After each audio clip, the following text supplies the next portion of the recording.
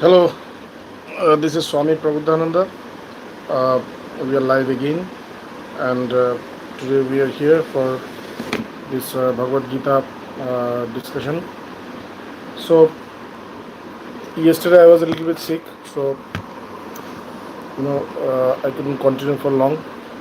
I had to retreat, but uh, today we hope that everything will be fine.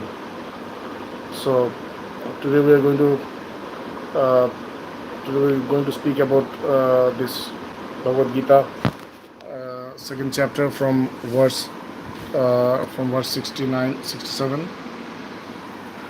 Just a moment, let me just uh, make everything perfect.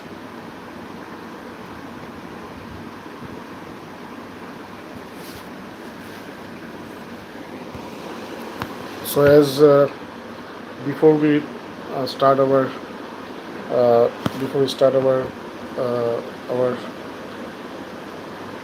our discussion, we meditate a little bit. So let us meditate for some time, and then we start. Thank you.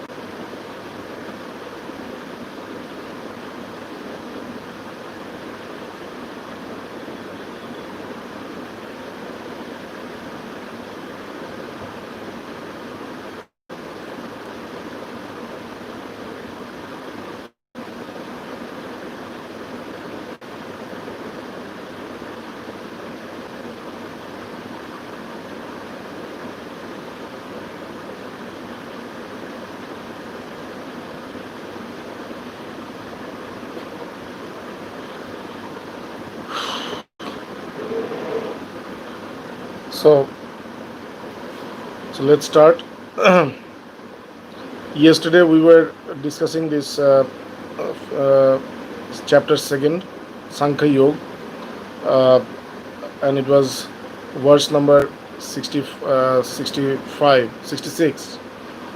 So the verse that we had we had discussed was this, that नास्ति बुद्धिर्युक्तस्य नचा युक्तस्य भावना नचा भाव यतः शांति अशांतस्य कुतो सुखम. So this was the verse that we had discussed, that नास्ति बुद्धिर्युक्तस्य नचा युक्तस्य भावना नचा भाव यतः शांति अशांतस्य कुतो सुखम. So Krishna was saying this, that you need to attain peace.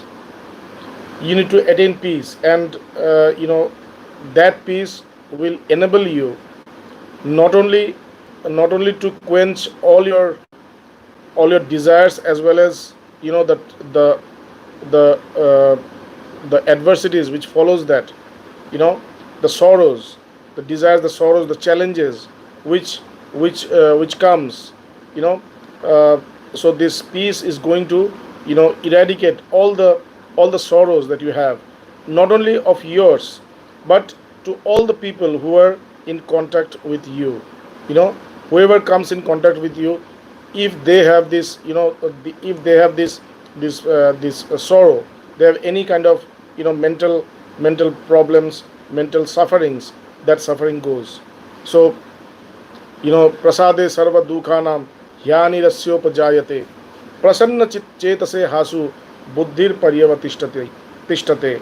And only when your mind is situated in happiness, in joy, only where your mind is situated in joy, then only, then only, uh, you become aware about who you are.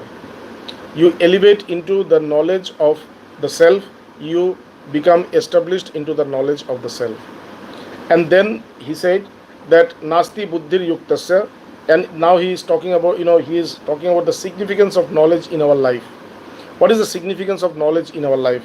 He says nasti buddhir yuktasya nacha yuktasya bhavana. If you don't have knowledge, if you're not connected with knowledge, then what will happen? You cannot meditate, you cannot become still, you cannot calm your mind, you cannot concentrate, neither in your studies or, or your meditation. You cannot concentrate on any of your works. So if you cannot concentrate in your works, then, none of your works are going to yield satisfactory results. So you will always remain in the state of dissatisfaction. You are always going to be in the state of dissatisfaction. So, to relieve yourself from this, from this sorrow, from the state of dissatisfaction, from frustration. So it is very essential that you become connected with knowledge. Nasti buddhir yuktasya nacha yuktasya bhavana. If you are not connected with knowledge, then you cannot concentrate, you cannot meditate. And if you cannot meditate, nacha bhava yata shanti. If you cannot meditate, if you cannot concentrate, if you cannot, put your mind into one specific, one specific subject, then what happens? You will never have peace. You will never have peace. And if you do not have peace, then where is happiness? You can accumulate, you can accumulate wealth, you can accumulate medium for, for enjoyment. You can have a lot of, like you can have a lot of, a lot of, treasures, prosperity. But this prosperity is not going to yield any result. This prosperity is not going to give you, satisfactory results. Why? Because your mind is not calm. Because your mind is not calm, and because your mind is not calm, even though you will have a lot of wealth, even though you will have a lot of treasures, these will never help you to attain, happiness. Your happiness will be blocked. Nasti buddhir yuktasya nacha yuktasya bhavana nacha bhava yata shanti ashantasya kuto sukham. If you don't have peace, you will never have happiness in life. You cannot enjoy your life. So, we all want to enjoy our life. And see what happened to us when we wanted to enjoy life, materially. We all had these aspirations of, material growth. We all ran after money. We all ran after, all kinds of material prosperity. And see what happened? We are all locked down into our houses, and we can do nothing, And this is increasing. This problem is increasing, and there is no way that we can get out of this. We can, we can get out of this, and then we will fall into bigger problems. So material wealth is not wealth at all. Hello, sorry for this delay. So, then he says, then we are going to the next verse. It's very technical. Just see what he says. Indriyanam charatam yan manonu vidhiyate tadasya harati pragya vayur namam ibham basi. This is the next one. It says Indriyanam hi charatam yan manonu vidhiyate. All our senses. Indriya means senses. All our senses are open to this world. Our eyes is open, our ears are open, our nose is open, our tongue is open, our skin is open. So these the with these senses, we collect the information of this world. So from these five senses, thousand, okay, thousand, and we are not aware also. We are not aware. I am thinking about something, and that is what I see, but my eyes are closed. But my eyes are open. So when my eyes are open, my eyes is absorbing everything that it sees. Though I am aware about it or not, it doesn't matter. My eyes is always accumulating things. My ears are accumulating. So everything they are all capturing. They are all capturing, and they are all they're assembling it into the mind. So it says that we have five senses. Indriyanam hi charatam yan manonu vidhiyate. If your mind follows any one of these five senses, these senses are so powerful. These senses are so powerful. That's so powerful that it can deviate the mind. It can deviate the mind. How? How does it deviate the mind? When there is a boat which is in the river.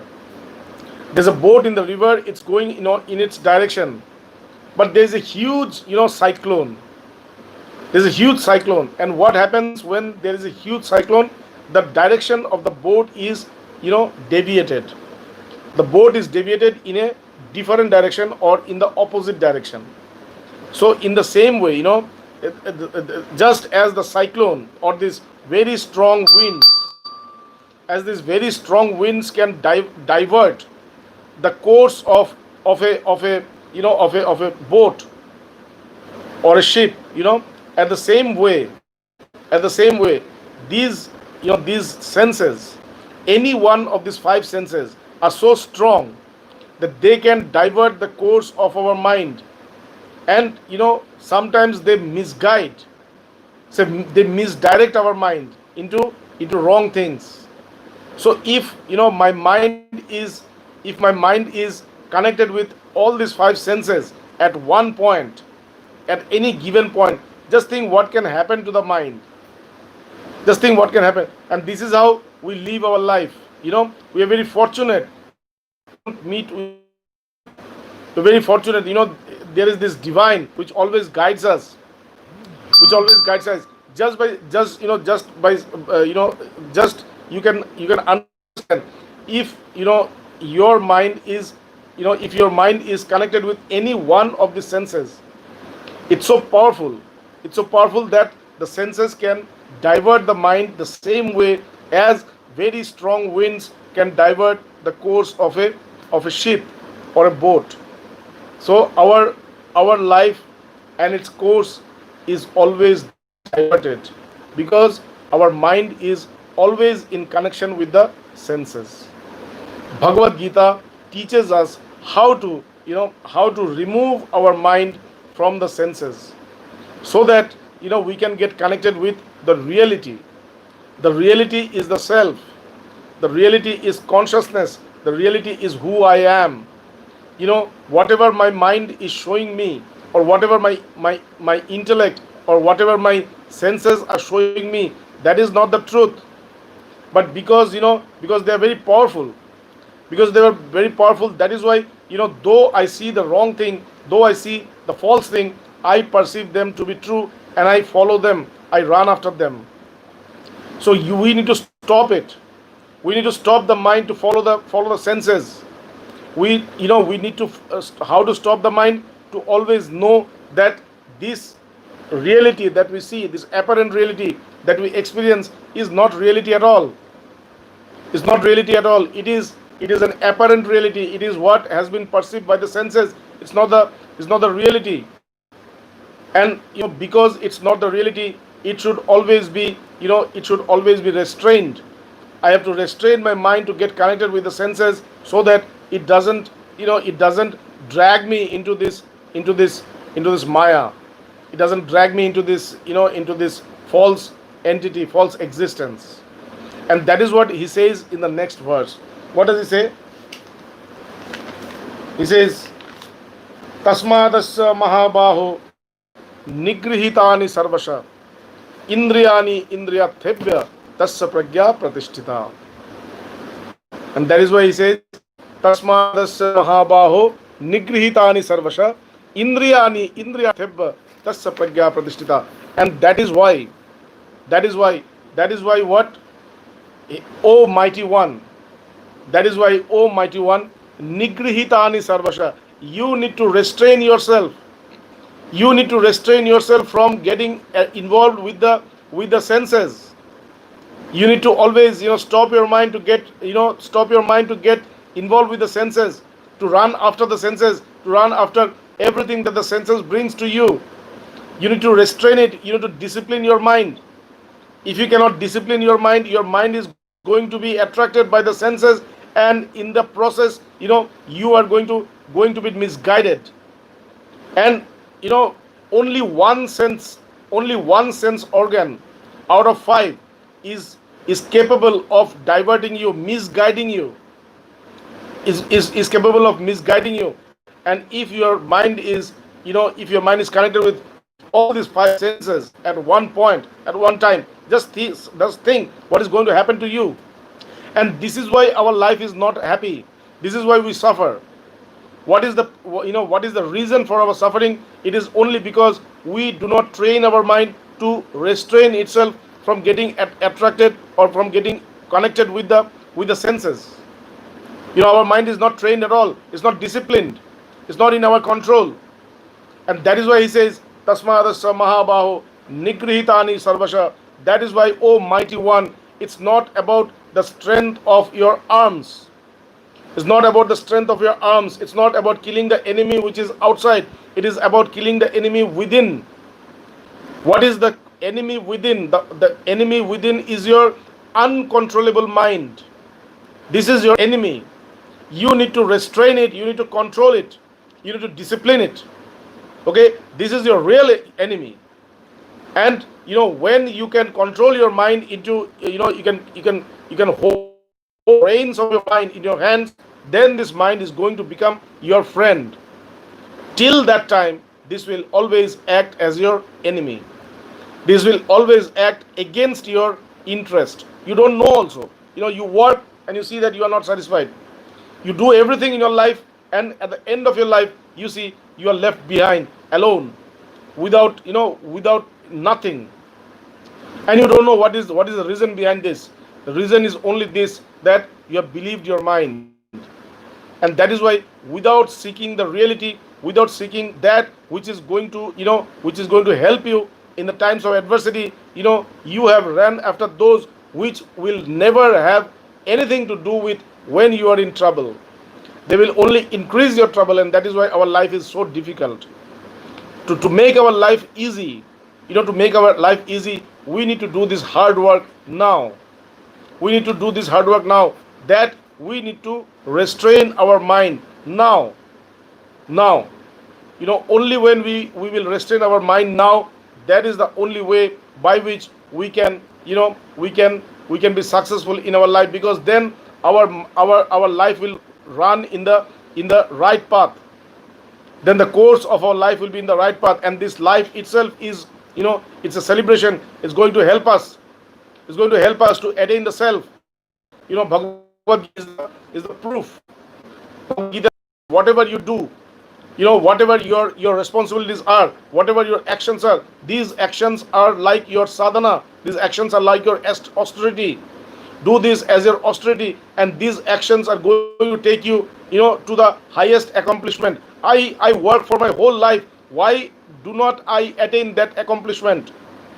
The only reason is this, that I am diverted.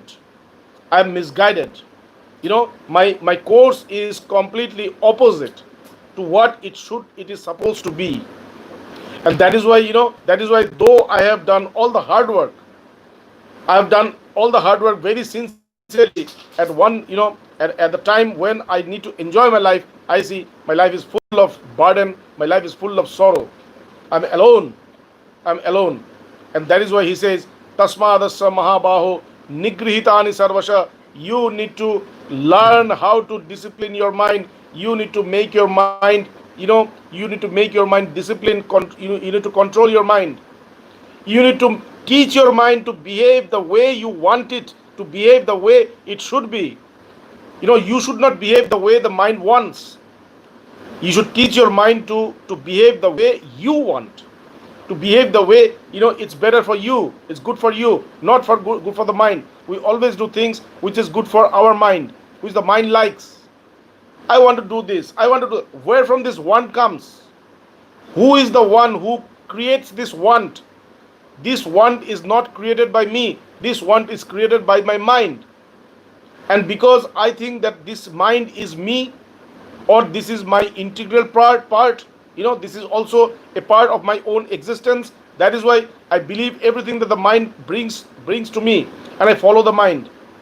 But it says that if you do that, you are going to land up into trouble, and that is why everybody of us lands up into grave trouble at a certain point in their life.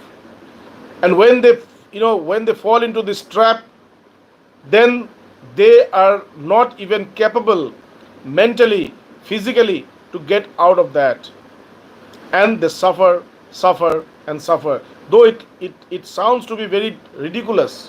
Why do spiritual people talk about suffering so much? Why do people why do a person who talks about spirituality talks about suffering so much? It is the reality. There is sufferings. You can say that no, there is no sufferings, but this is not, life is not this, this only moment. It will change. There's a future, and everybody has to get old. Everybody has to go to that point where they have done everything in their life, and there's nothing to do more. And not only that, they don't have that capacity to do more. And that is the time they realize how lonely they were all, how misguided they were. They thought this to be true, they thought that to be true, but nothing was true. Everything was just a delusion. We are all betrayed. We are all betrayed. And Krishna is trying to make us not feel this betrayal. Krishna is trying to make us not feel at one point in our life that we have lost this battle. And to do that, he says, you need to fight at this moment, not with the enemy outside. Your enemy is within you.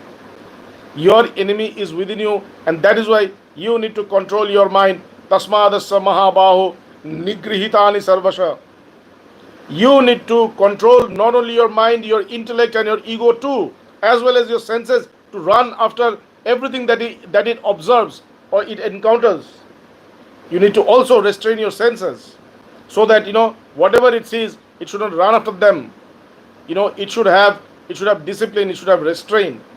Tasmadasya Mahabaho Nigrihitani Sarvasha Indriyani Indriyatebba Tasya Pragya Pradishtita. Now this is another important thing. Discussed this before also, and again he's repeating the same thing. He's repeating the same thing. Indriyani Indriyatebba Tasya Pragya Pradishtita. Indriyani means my senses, my five senses. This is called Indriyani. Indriyatha means objects of these senses.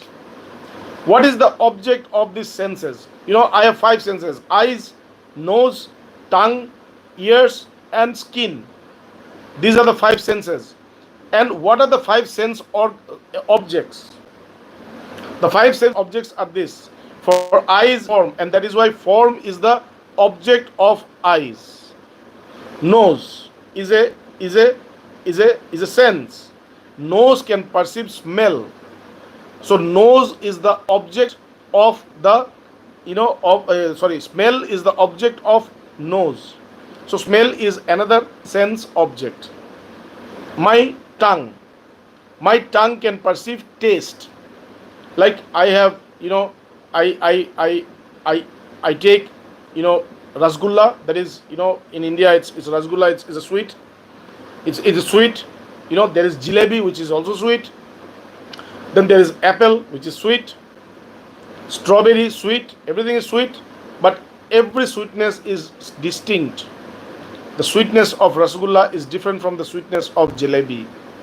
The sweetness of jalebi is different from the sweetness of apple. That is also different from the sweetness of grapes. So they are all sweet, but every sweetness has got its own own texture. They are not they are not the same. Who determines this? It is determined by my by my tongue. So tongue is a sense, and the sense object of the tongue is taste. So now we have three sense objects. One is form, one is smell, and one is taste. Then ears. What does the ear perceive? The ear perceives sound. So ears, the sense object of ears is sound. So we have four sense objects now. One is form, one is one is smell, one is taste, and one is sound. And the last one is skin. So this skin has its sense object as touch. Whatever touches our skin, we can feel that. When it is summer, why it is summer? Why do you feel hot, warm? Because the warmth of the summer, they come in contact with my skin. My eyes cannot see whether it is hot or cold. It's my skin which tells me it's cold, it's hot. So skin is a sense organ, and the sense object of skin is touch. So these are the five sense objects. One is form, one is smell, one is taste, one is sound, and the other is touch. So indriyani indriyathebhya tasya pragya pratishtita. A person who can separate his senses from the sense objects. This is what we had discussed before. How will you separate your senses from your sense objects? There's one way to close your eyes, and that is how you are going to separate yourself from all forms. But can you can you keep your eyes closed all your life? It is impractical. It's not practical. So you need to open your eyes at the same time, things that the eyes perceive. How is it possible when you have a mind? When you have a mind which can control your senses to get attached with the sense objects. If your mind is there in the background, pulling its reins of the senses, then there may be a lot of sense objects around, but the senses are not going to get connected with the sense objects. Your eyes will be open, but you will not see anything. You will see things, but you will not get attached to anything. Your ears will be open, you will hear sounds, but you will not get attached to anything. How is it possible? How can I know that my eyes is seeing and it's not getting attached to what is seeing? Whenever you see things, if you see that whatever you see does not create any ripples in your mind, whenever you see things, if you see that that it has got no effect within your mind is completely quiet, calm, undisturbed. When your mind is completely undisturbed, then you can know that I have this, I have restrained my eyes to get attached with the form. Ears, it's all open. It's open to the world. Now, every moment the sound is coming, but where if the sounds, though they are coming inside the ears, they do not create any kind of impact. They do not create any kind of impact within your mind. The stillness of the mind is still there. There's no impact at all. Then you have to understand that you could restrain your ears to get connected, to get attached with the sense objects. So in this way, all these five senses,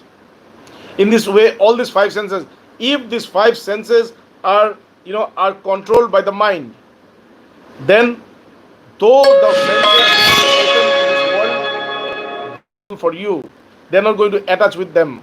Okay, now how can I have my mind control my senses?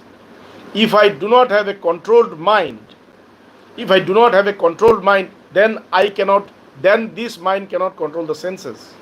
So, to control the senses, it is very necessary for me to have a complete control over my mind. How to have this complete control over my mind? It is done by my intellect, because the intellect is the one which determines which way to go, what to do, and what not to. So, if my intellect is completely, firm, if it is firm, if it is restrained, if it is very pure, then it can control the mind. And if the mind is controlled, then the senses are also under my control. Now, how can my intellect be, pure? How can my intellect be firm? The intellect can be firm only when the intellect is directed to the wisdom, not into the mind, not into the object, not into the world. So it is very essential that you always have the focus in the self, in the wisdom, in the self, in the wisdom, in the knowledge. Both of the, all these are the same thing: self, wisdom, knowledge, I, existence, truth. These are all the same. Brahman, Atman is all the same. God. Some people also say God. So they are all the same. So if my intellect is directed towards the wisdom, if my intellect is directed towards the wisdom, then I will see that the ego is not there. In place of ego, this ego is replaced by knowledge, consciousness, my real I. If I if I can have full control over my intellect by directing it towards the truth, towards the self. If I always can perceive in my intellect that I am the self, and if this perception is very strong, it does not, get perturbed in any situation. In any situation, my intellect does not get deviated, it does not get distracted. It's always there. I'm always into this. I am the self. My intellect is very firm in this. If this can happen, then I will see that this ego thing is not there. This ego has been replaced by knowledge, and this knowledge is going to flood me, flood my intellect, flood my mind, flood my senses. And that is called enlightenment, that is called fulfillment, that is called completeness, that is peace, that is bliss. So if you cannot restrain your mind, if you cannot restrain your senses from getting, if you cannot restrain your senses from getting attached to the sense objects, it means that you do not have any control over your mind. If you do not have any control of your mind, over your mind, you need to understand that this mind is not, is not regulated. This mind is not regulated by a very, very pure quality of intellect. It's an impure intellect. It's an impure intellect. And if there is impure intellect, then knowledge is replaced with ego. And if that happens, I am always under the seas of ignorance. I'm always under the seas of darkness. And if I am under the seas of darkness, then my destiny also is dark. And that is why in this world nobody is happy. Please don't mind. This is the truth. This is the truth. Though you might think that you are happy now, happy now, but if you continue with this world, you are bound to find that this is not the reality at all. You are so much, misguided. You are so much misguided. The reality is this, that this world cannot make you happy. This world cannot give you peace. This world cannot make you fulfilled. The only way by which you can get happiness is from within, because you are happiness by nature. You are bliss by nature. Anandam Brahma, Satchidananda. Satchidananda, you are Satchidananda, you are truth, you are knowledge, and you are bliss, your truth. You always exist, you are eternal. You existed even before your birth, and you are going to exist after the death, because this birth and death happens to the body, it doesn't happen to the soul. You are not the body, you are the soul. So when you have this, when you have this realization that I am the soul, when you have this realization that I am consciousness, then you see that this birth and death cannot limit you. You are not limited within this foundation of birth and death. You are infinite, you are everywhere, you are omnipresent, you are omnipotent, and you are omniscient. Okay, so you are sat, you are truth. Then you are knowledge. Your knowledge means you are light, not darkness. There is no sufferings, there is no sorrow, there is no bondage. There is no bondage. Everything goes. Everything which gives you this, this feelings of sufferings. Everything that gives you the feelings of you're not there. You are free. You're free. You're free. So your knowledge, that knowledge, when manifested, can break chains. And that is why, when Krishna was born, before he was born, his parents were chained in the prison. His parents had to face a lot of trouble because of the birth of Krishna, and they were kept under chain, under very, very strong, very strict surveillance. There was always people guiding them. And the time when Krishna, was born, everybody who were keeping an eye on his parents, they slept, they fall asleep. And his parents, their chains were all unlocked. They became free. How did they become free? Because of the birth of Krishna. Krishna is consciousness. Krishna is consciousness. Krishna is knowledge. Krishna is liberation.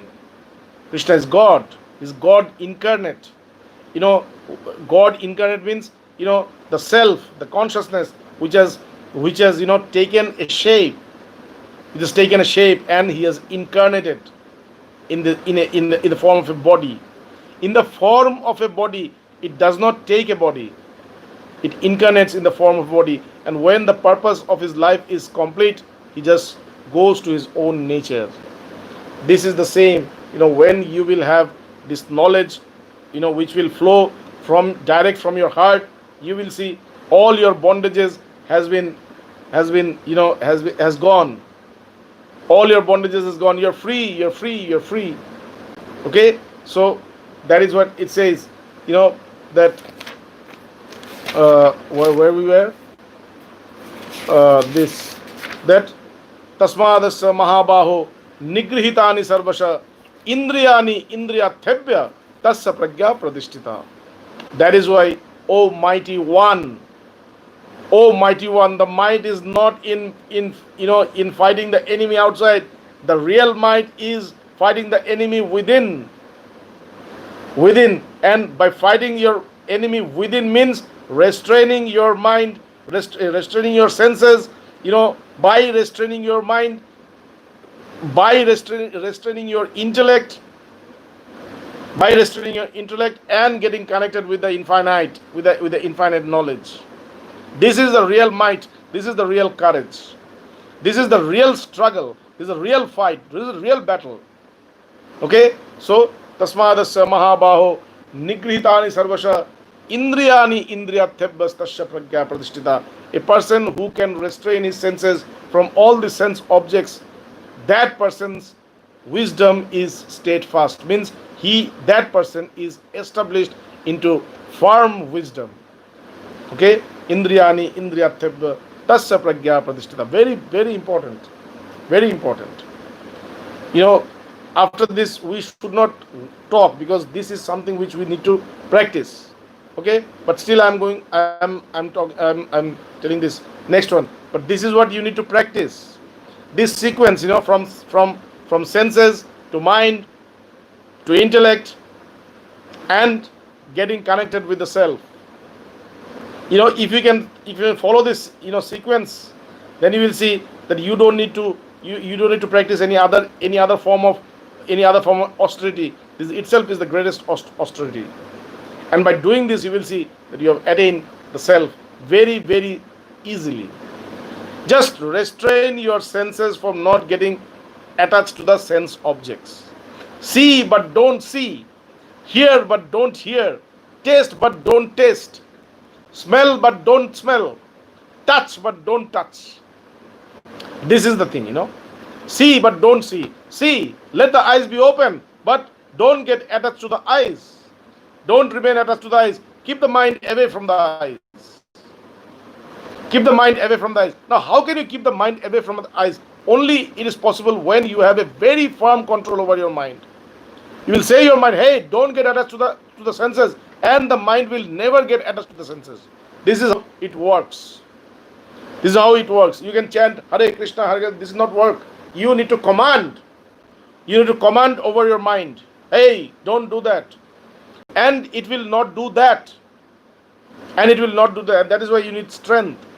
Nayanatma balahinena labhya na medhaya na bahuna sutena. Though you can have a very firm intellect, though you can listen to from a very able master, then also if you don't have strength in controlling your mind, in controlling your intellect, in controlling your tendencies, in controlling your senses, you cannot become enlightened soul. You need strength. So you need to recognize which is the real which is the real enemy. It's not outside, it's within me. Okay, so indriyani indriyarthebha tasya pragya pratishtita. And now he says, people, what do the people of the world do? The people of the world, they fight the battle outside, because everything is outside. They fight the battle outside. But the real people, real human being, a human being who is who has got a very firm intellect, who has got a very pure intellect, they fight the battle within. And that is why now Krishna is showing the difference between an enlightened and an unenlightened soul. What is the difference? What is the difference between these two people? Two group of people. One group of people who have attained the self, who have known the truth, and the other group of people who have not known the truth. They do not care about knowing the truth. Their only obsession is the world. Nisha sarva bhutanam tasyam jagrati sanjami. Yasyam jagrati bhutani, yasyam jagrati bhutani, sa nisha pashyato mune. Very beautiful, a very important sloka. Many people quote this. Ya nisha sarva bhutanam tasyam jagrati sanjami. Jasyam jagrati bhutani, sa nisha pashyato mune. This is verse number 69. Okay, chapter 2, verse number 69. Ya nisha sarva bhutanam tasyam jagrati sanjami. Jasyam jagrati bhutani, sa nisha pashyato mune. What does it mean? It says, ya nisha sarva bhutanam. That what is night for the world, that which is night for the world means that which is night for the worldly person. Worldly person means people who think that whatever they see in this world is all true. Whatever is present in this world is all true. So what is night for a person? For a worldly person is a day. Is a day for a restrained person, is for a wise person. Ya nisha sarva bhutanam tasyam jagarti sanjami. That which is night for everybody of this world, for this worldly people, at that time, the real wise man, he remains awake. So you can understand everything, all the tendencies that the worldly people have. The enlightened soul is just the opposite to that. All the aspirations, all the obsessions, all the liabilities that people think that they have, the enlightened soul is just the opposite. No, these are not the real liabilities. No. This is not right. This is not right. The right is this. Right is this one inside. And that is why the one which is not valued by the world. The one, night means when we sleep, means, in another way you can say that people who do not value anything, people who do not value spirituality, nobody values spirituality. Everybody is running after, procuring things. Everybody wants things. Hey, give me this, give me this. Everybody, even in this temple and where in Ganga, I see this. Everybody is doing this to just procure something. What will you do with this? What will you do with this? You have rice, you have, dal, you have everything in your house. You can enjoy. No, I need more. I need more. I need more. This is a worldly person. They need more, more. And now see what happened. So ya nisha sarva bhutanam, for that which is night for everybody. In that way you say that that which does not have any meaning for the worldly person, that is the prime, that is the prime aspiration for a wise man. Worldly people does not want spirituality. Worldly people does not ponder about who I am, where from did I come, where I'm going to go, what is my existence, what is there, beyond this. They don't have any interest in this. They have interest only in what they see and what they feel. That's all. That is their only, that is their only aspiration. But an enlightened soul, he does not have any interest in this. What they aspire for, what interests them, what excites them, he does not have any interest. So ya nisha sarva bhutanam tasyam jagati sanjami, that which is a night for all the worldly people, that is of prime importance. That is the place where the self-realized soul, the wise men, they remain awake. Yasyam ya nisha sarva bhutanam tasyam jagrati bhutani. Yasyam